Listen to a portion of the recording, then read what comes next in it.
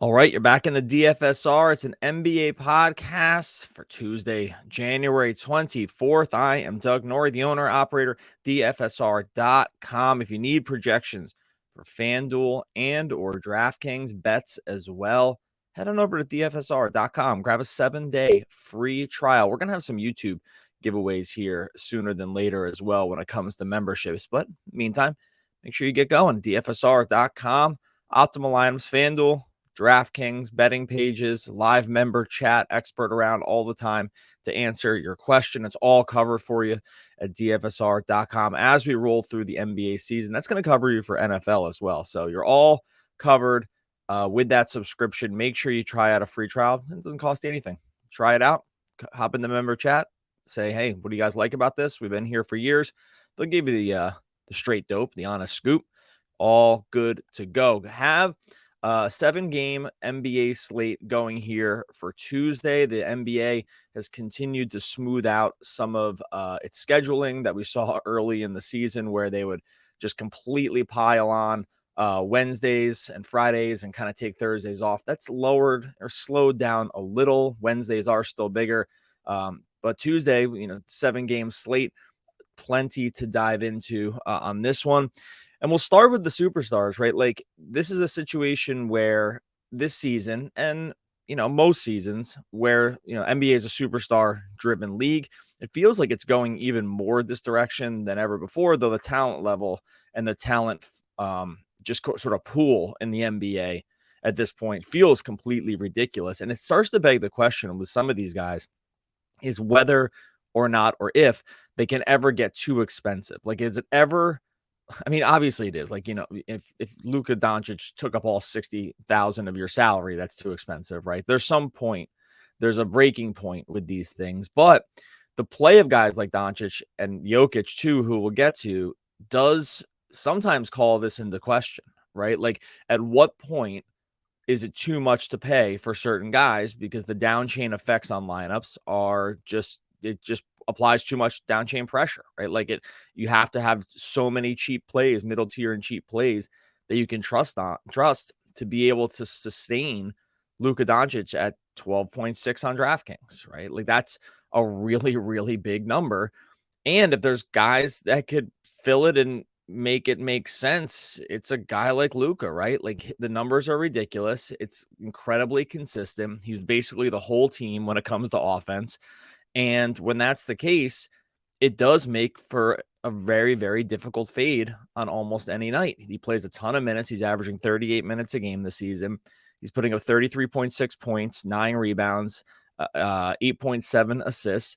No Christian Wood in the lineup now, so the usage rate even can somehow tick up a little bit. The sort of auxiliary stats don't get passed down all that much to the other pieces in the lineup, even though some of the minutes get redispersed.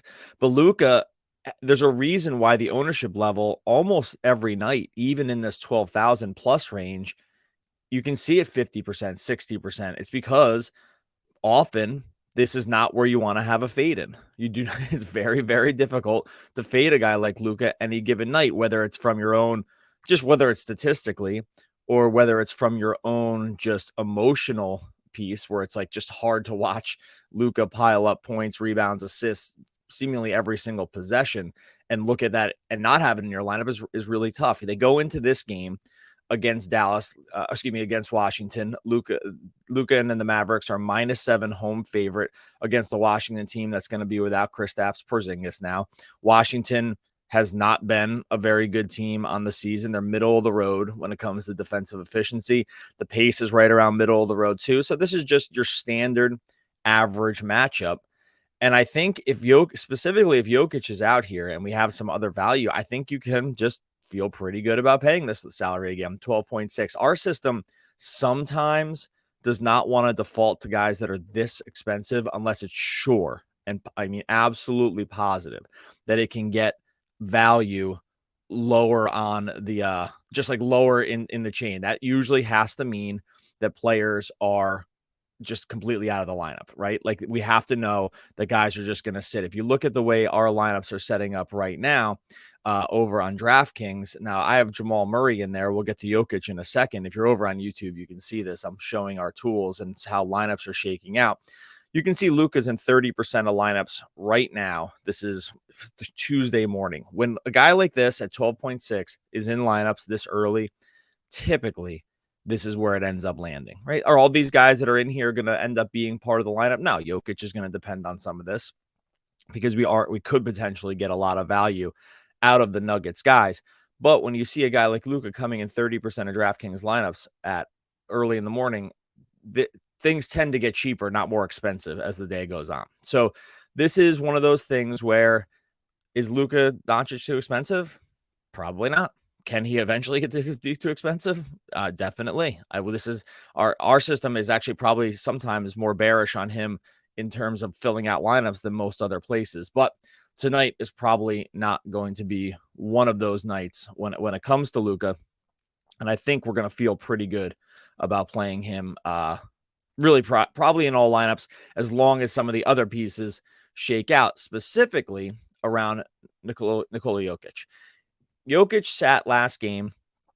We know that when he like Doncic, when a guy like this sits out a game, it is an incredible fantasy boom for everyone. And frankly, betting boom across the lineup when you look at totals, rebounding, points, assist totals, because this is redispersed in such a way that it's actually sometimes even hard to quantify what happens when a guy like Jokic is out of the lineup. If you look at last game, you can see that, and I'll take it off the screen share here. When you take a look at last game and what happened without Jokic, you see that obviously Jamal Murray becomes pretty much a must play. He goes 38 minutes, takes 23 shots, ends up dropping 26 points and 9 assists. That one is pretty easy. DraftKings, we saw from before a second ago, Jamal Murray at 7,000 is going to be in 100% of lineups if Jokic is not on the floor. I think that's pretty easy. I think that also a guy like Aaron Gordon, who gets 38 minutes into that game, shoots really inefficiently, 4 for 15 from the field, but he goes for 15 and 10. He's an easy call too. Like these guys, the minutes are going to be there. Even Gordon pressing up again over 7,000 on FanDuel. I think you can feel pretty good about it, right? Matchup against New Orleans is whatever, but that price at a difficult position is fine. 6.7K on DraftKings. That one's an easy lock and load. You're getting away with a ton, I think. And I think you probably 15 points without Jokic is probably really around the floor. And then other guys like Bruce Brown's going to play big minutes if Michael Porter Jr. sits again, which it looks like he's going to. So again, this is like you take out Jokic and then you take out an auxiliary piece and a guy like Michael Porter Jr. And now you're really looking at a team where you're thinking about running like 4 guys from the lineup. Zeke Nnaji, he got 28 minutes in the start. He probably would get the start again. He goes for a double-double. The whole point being, this is the biggest news that we're probably going to wait on, and it actually affects the Luka thing. So these two things are hand in hand at this point. If Jokic sits again, right now he's questionable with left hamstring tightness. If he were to sit again, and to some degree, if Porter were to sit again as well, he was out for personal reasons, so we'll see how that one shakes out. There's so much value on this Denver lineup that you just can fit Doncic really, really easily, right? You're definitely playing Jamal Murray. You're definitely playing Aaron Gordon. You're probably almost definitely playing Bruce Brown. You're almost definitely playing Nnaji. So this is one, are we going to get all the information we need ahead of time? Lineup lock is at 7. There's one game, Chicago and the Pacers. Maybe you think about fading that one. You have 2 7:30 games with Boston and the Heat. Low total in that one. 2 good defensive teams. Probably not extracting tons of value from that game. Feel pretty good about leaving that one off. Then you get Cleveland and New York, the other 7:30 game. Donovan Mitchell's back. Doesn't look like we're going to get tons of value from that game either. Garland's price is up. LeVert's headed back to the bench. This is not a situation we probably want to target. 219 and a half total in that game. So I think we're kind of in the perfect spot here. You can get away with probably not having to run anyone from Chicago. The Pacers are the Pacers. Halliburton is still out, but that team can be really tough to project on a night-to-night basis. Although if TJ McConnell gets a start, that guy's an absolute god. So if TJ McConnell, I'll hold on one piece for TJ McConnell at 7,500 or whatever he's coming today. Maybe we want to roll TJ into lineups. Other than that, though, I mean, he's going to run 39 minutes. Dude's an absolute triple double beast. But outside of him, like, are we going to have to roster too many guys from this early game? I really don't think so. So I think we're lining up to be in a really, really perfect spot here. We're going to know the Jokic stuff. I suspect we'll have enough value from everywhere else to be able to fit Doncic. And so when we look at these two superstars and sort of how they can affect each other on a night-to-night basis, this is where you can end up landing. And I think you can feel pretty darn good about it. Want to cover some of the other pieces of news and notes that are going to crop into how we're thinking about this slate. First one is Chris Paul. Chris Paul did return last game. He had been out for right around a little more than 2 weeks. He had sat. We had seen what had happened with their guard situation with he and Booker out. You're getting a lot of Saban Lee ownership. You're getting Damian Lee starts, Dwayne Washington coming in and out. It's always funny when a guy returns from a longer layoff, and if you've been in the projection game for a long time, you know that this can sometimes be tough, right? It's like a guy sat out for a long time. Where do we set his minutes? Huge, and especially a guy like CP who's kind of old. It's like, where do you play? Where do you set his minutes? Where do you want to be with the overall just playing time? Are they going to ease him back into the lineup? It's been a long time off. Oh my God, with Chris Paul, they just came right out of the box and played him 38 minutes in his first game back. I mean, this one, even the most bullish projection, I don't think ever sets Chris Paul first game back 2+ week layoff at 38 minutes. But there you go. He gets 38 against the Grizzlies. The Suns go on and win that game, stave off Memphis, a late fourth quarter push for Memphis. Paul ends up with 22 points, 11 assists, 6 rebounds, takes 18 shots, second most on the team behind only Mikal Bridges. It's basically those two guys and then fodder for where it comes to the usage.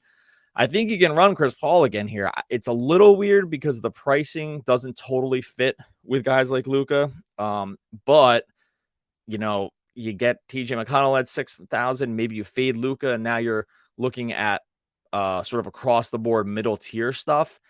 I think you can do it. The great news here for Phoenix is they get one of the best matchups on the slate against the Hornets. Whether or not LaMelo is here or not, doesn't really matter to me. When he faced the Hornets play a top 10 pace in the league. LaMelo, even if he were in the game, it's not like he contributes a ton here on the defensive end. Overall, the Hornets are 27th in defensive efficiency this season. They are one of the best matchups you can get on a night-to-night basis. So I think you're in a really, really good spot when it comes to Chris Paul. And like I said, if he's going to play 38 minutes out of the box in his first game back, then I think you can be super bullish on the minutes, right? Like, especially too, if you're looking at some Phoenix overs and stuff like that. If this is going to be the case, and if they're feeling like they sort of fell behind in the standings with him and Booker out, and they're feeling like they have some ground to make up here, this is a pretty easy call, I think, with the caveat that his salary doesn't exactly help you fit stuff when it comes into play with Luka and at the very, very top end of the salary. So that's just something to keep an eye on. Love the matchup here. Love the way it's concentrated between he and Bridges. Do think we see a Cam Johnson's minutes tick up a little bit more here. He's 2 games back into the mix. He came right at 29 minutes last game. Probably crests over 30 in this one. So I think you feel okay running him maybe at like in the 5,000 range if you think that those minutes tend to creep up. Last thing with the Suns too, just because this matchup is so good against the Hornets, is DeAndre Ayton looks like he's going to still be out. Bismack Biyombo got the start last game, was a total foul machine, 6 fouls in 16 minutes, ends up getting buzzed completely off his minutes. Jock Landale does come in and play 23 minutes. They run Saric. They can run Saric at the 5 too, so it's not just Jock and Bismack at center. This one gets a little bit weird. They have enough options. Like, we know Chris Paul can make any center, just sort of like a pick and roll god. So the temptation would be to play Bismack if he was in the lineup and was starting again. or to play Londale and just like hope you get 23, 24 minutes out of him. It's just such a weird situation. So I don't know. I think I could probably talk myself into Bismack Biyombo. Like as a flyer at like 4,500 or 4,600 on DraftKings, 4,600 on FanDuel, 3,600 on DraftKings. It's a really close call. I don't think the minutes are going to be 16 again. Are we headed back to what he did a couple nights before where he actually played like real minutes and he played 29 minutes the game before, won 12 points, 16 rebounds. Can you talk yourselves into that performance again? I think you can. You just get so worried that they just go a different direction. But 3,600 on DraftKings, if you're looking to fit Luka, I think it's unlikely, as long as he starts, I think it's unlikely that Bismack crushes you at that price. Maybe he disappoints you. Maybe it's, Foul City again, or they just go with one of the other bigs that I mentioned. But I don't think you're in a situation where he's going to just like murder you at those prices. So one other situation to keep an eye on. Final one, Kawhi Leonard and Paul George are going to go in and face the Lakers here. We know that on the season, the Lakers are one of the better DFS matchups. They rank 21st in defensive efficiency this season. They rank 3rd in pace. They played a really, really fast pace with or without LeBron. Kawhi is back to playing when he plays. Kawhi is back to playing real minutes here. And I think that this is a guy that probably will not have massive ownership in this game just because of Luka, of Chris Paul, of TJ McConnell, these other guys who prices fit into just these areas that make it kind of tough. But when you look at Kawhi over the last 3 games, 36 minutes, 38 minutes, 39 minutes, all in regulation, 18 to 20 shots a game in that time, getting after it at times on the rebound again. The steals have been there for the most part for him. I don't think he's the defensive monster that he had been in the past, but he will get steals every once in a while. He's averaging just under 2 steals over the month of January when he's been actually playing, and that's with the minutes. Because like Kawhi's thing is, it's really been he plays the minutes when he plays. It's just he doesn't play a lot. Like that's been the sort of the story with Kawhi this season, is that I think you can pretty much trust what happens with him when he's actually on the court. It's just actually being on the court is the part that gets a little iffy or just non-existent at times for Kawhi. But the Laker matchup is a really, really good one. We're often trying to target guys against Los Angeles just because they don't really play much defense and they want to get after it with pace. And that's just the story of their team. Roy Hachimura is not going to be playing for the Lakers. Not like that matters from a defensive standpoint at all. But and they traded away Kendrick Nunn. So not much on the Lakers side really changes here. I don't really want to run them back into the Clippers, especially with the other guys that we mentioned on this slate. But Kawhi, I think, can actually see lower ownership in this game and does have real upside, especially on the minutes that he's playing. So I think he makes an interesting flyer. Only other pieces to mention going into Tuesday, Kristaps Porzingis is going to be out. The Wizards do not get a fantastic matchup here against Dallas. Dallas plays really, really slow. The defense is fine for them. Dallas on the season, second slowest team in the league. So you're not getting not getting away with anything in terms of volume. The defense for Dallas this year, where did I just have it here? Dallas is 23rd in defense. So that's like they're below average, but the pace just crushes you in terms of really piling up anything when it comes to fantasy stuff. So Bradley Beal, maybe the minutes tick up. Maybe you see Kuzma play a lot more. Daniel Gafford coming kind of cheap on DraftKings. Maybe you think about that for a few more center minutes available without Staps. I think other games, if there was other matchups, I think I'd be more interested in thinking about this one. But just against Dallas, I don't think we're really going to be going there. All right, that pretty much covers it in terms of what to look for on this Tuesday slate of basketball action. If you are interested in keeping up to date on all of the stuff that's going on here, want to have some bets to put in, want to have optimal lineups for DraftKings and FanDuel, make sure you go to dfsr.com/membership, or just go to the sales page, the regular front page. You're going to see the option there to sign up for a free 7-day trial, optimal lineups, FanDuel and DraftKings, Yahoo as well. NFL, NBA, all covered under one subscription package. Members only chat room where someone's around to answer your questions.